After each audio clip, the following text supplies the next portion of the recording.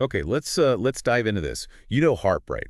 Most of us have heard the name, that research place up in Alaska. Right, the official story. Exactly. But what if there's stuff out there, like on YouTube, suggesting it's linked to, well, non-Earth technology? Yeah, that definitely jumps out. And that's kind of where we're headed today, exploring these, let's say, less conventional ideas about HARP. For sure.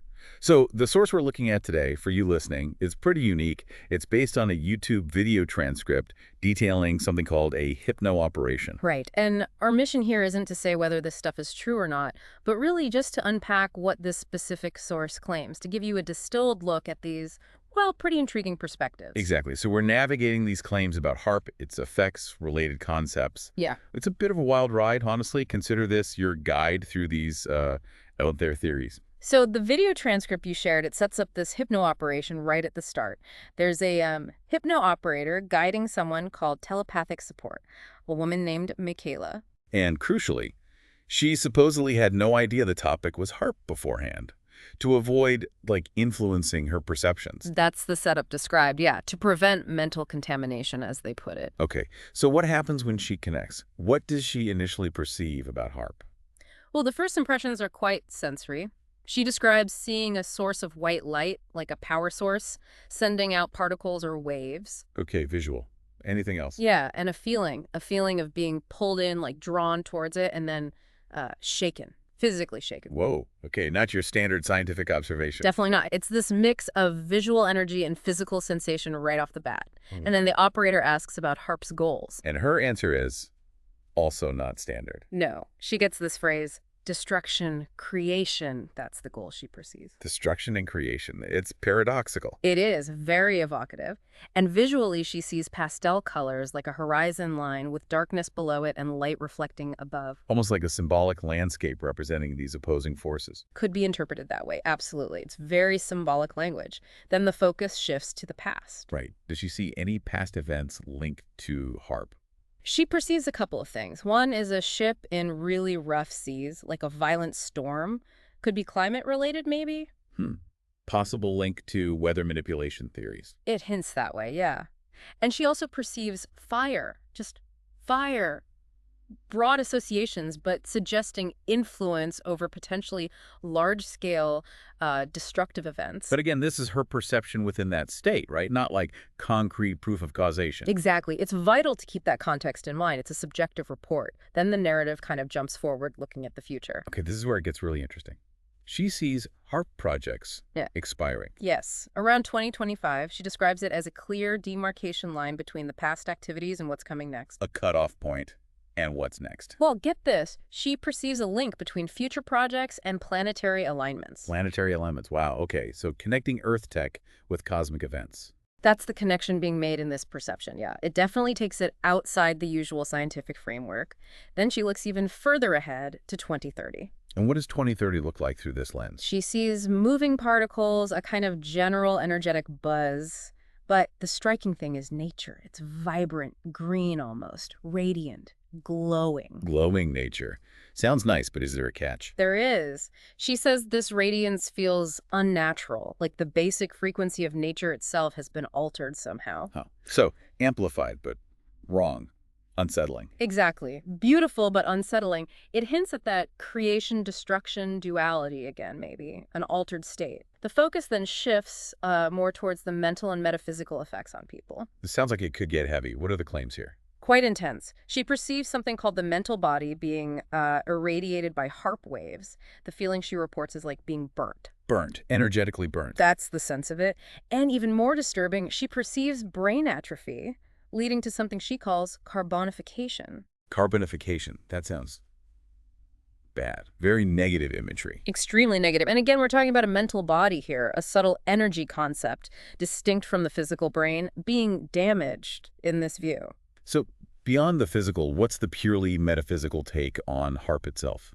Well, according to this perspective, HAARP isn't just human tech, it involves non-Earth technology. Ah, there it is, the alien connection. Or at least non-Earth. It's described as maybe a collaboration where humans receive this technology from, well, from others, unidentified entities. Okay, technology transfer from off-world sources. And this happens on the metaphysical plane. What exactly is that, according to Mihaela? She describes it as a realm, a non-physical space where these entities exist, but also where energetic parts of humans, our subliminal parts, are also present. Our subconscious selves, maybe?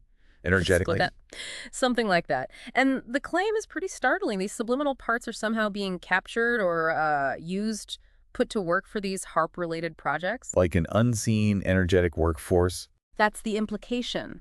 And this metaphysical meeting space linked to HAARP is apparently crucial. How crucial? Mihaela claims that if this space just ceased to exist, physical Earth would experience silence, complete silence. Whoa.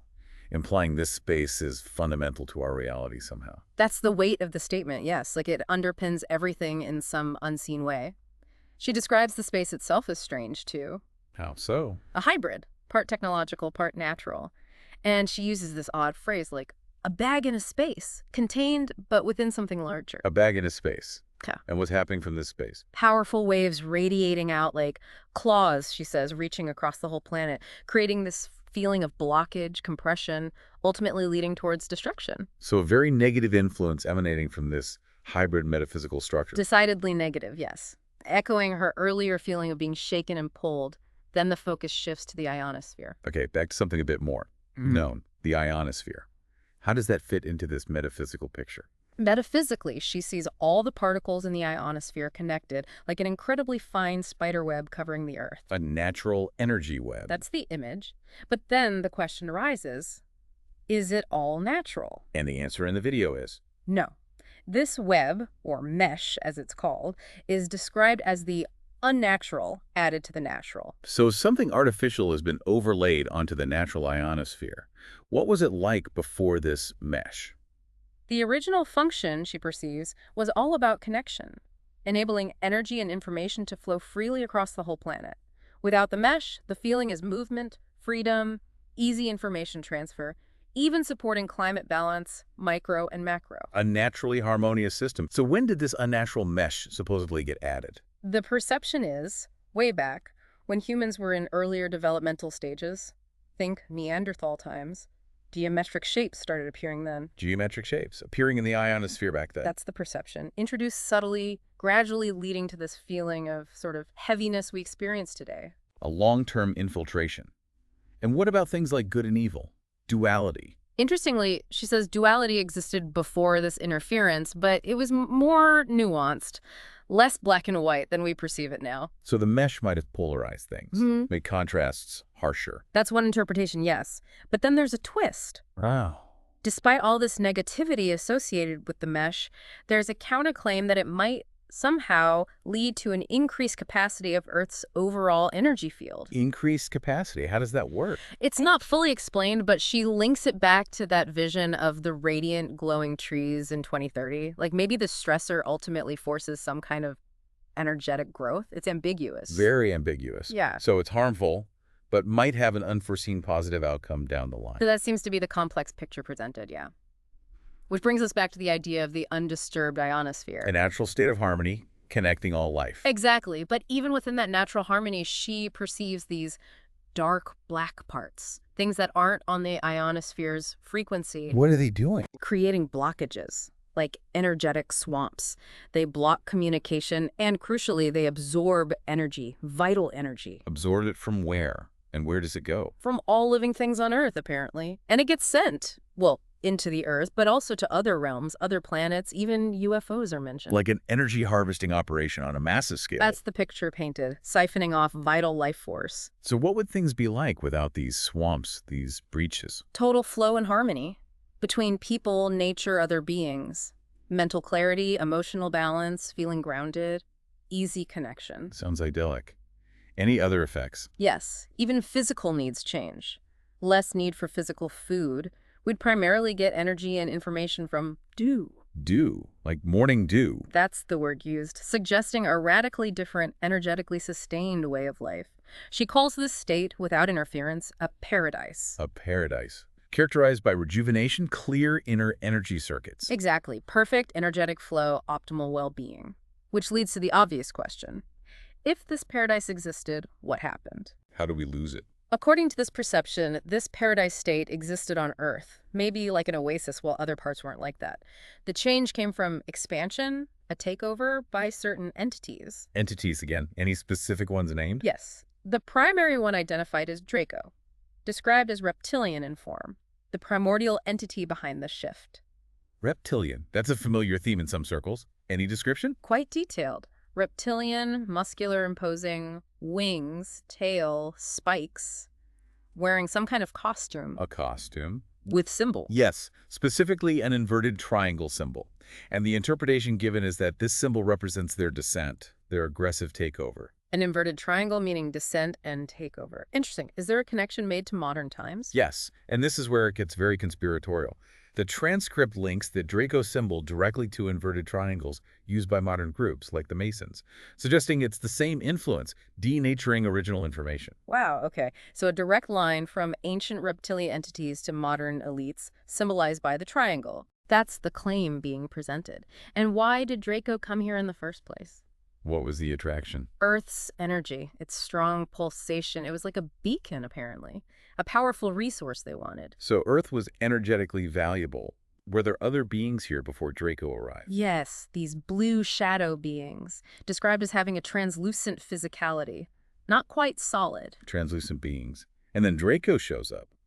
How does this connect to human origins, according to this view? It suggests a multi-stage interference coinciding with human development, from earlier stooped, hairy forms. To us, upright humans. Yes, and the claim is that upright humans were actually brought here, via portals or ships, with humanoid DNA but slightly rigid. Brought here with rigid DNA. What does that imply? Maybe less organic, more structured, it's not fully clear, but it points towards intervention in our evolution. And what happened to the translucent blue shadow beings when these physical humans appeared? They faded away, like leaves in autumn. It suggests they were deeply tied to the Earth itself, maybe elementals or planetary spirits of a unique kind. And these beings, the translucent ones, how did they react to things like HAARP? They were neutral towards elementals, but ultra-sensitive to HAARP waves. Couldn't process that energy, so they retreated, left Earth to deal with it. Okay, so back to those geometric shapes in the ionosphere. What's their fundamental nature? Mathematical is the claim, originating from the entity's intentions, their plans for Earth. It's like math underpinning the structure of the interference. And this involves energy. Yes, a form of knowledge combined with captured energy from the wider universe. Energy that's also present in the entity's own realm. They're tapping into something universal. But wait, doesn't the transcript also say humans can access energy too? It does. It mentions that human intention in equilibrium can create a bubble loop to access needed energy, suggesting we already have this energy that the entities are supposedly using. So we have it, and they access it through us. That's the implication. A two-way street, perhaps, but maybe not an equal one. This space they're talking about is described as pure potential. Creative energy. Exactly. Accessed by human will and intention. It's within us and out there, like a natural element for creation. So good things, like inventions, come from humans tapping into this. That's the idea. Beneficial creations happen when humans access this positive potential energy.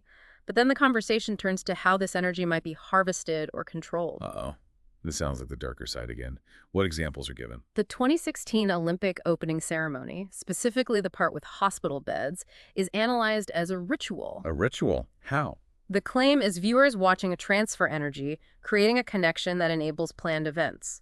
There's talk of a pressure layer from a programming field linked to that creative space, filtering the energy to achieve a desired outcome, like mass energy harvesting via spectacle. That's a pretty dark interpretation of an Olympic ceremony. Is there an analogy? Yeah, a simple one, a pizza ad. You see the image, you feel desire, you might order pizza. Images influencing action. Okay, I get the analogy. How else is energy supposedly collected? Through circulating information about war and conflict. How does that work? The fear and insecurity generated fractures our energy fields, collecting energy and fueling broader conflict.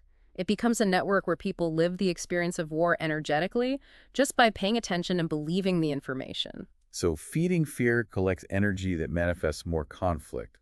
A vicious cycle. That's the mechanism described. Very bleak outlook. And this brings us back to HAARP and that ionospheric mesh. How they relate directly. The assertion is HAARP tech overlays onto this mesh. It molds itself to it, integrates with it. It's not separate. So it uses the pre-existing artificial structure. What about the official purpose of HAARP studying the ionosphere, solar flares, Schumann resonance? The transcript acknowledges HAARP does interact with and control those things, but it claims the real reason is different. Well, yes. Another form of unseen control over the planet and life, like an infiltrative gas affecting the body subtly in stages, creating that feeling of blockage. An invisible control mechanism. What about solar energy? Does HAARP affect that? Yes, the claim is HAARP influences and intensifies solar particles, creating what feel like harsher solar storms described as frying us. So it makes solar storms worse. What if the energy wasn't modified? Unmodified solar energy would be beneficial, like a stronger nourishment, but HAARP allegedly distorts a percentage, turning nourishment into harm. Okay.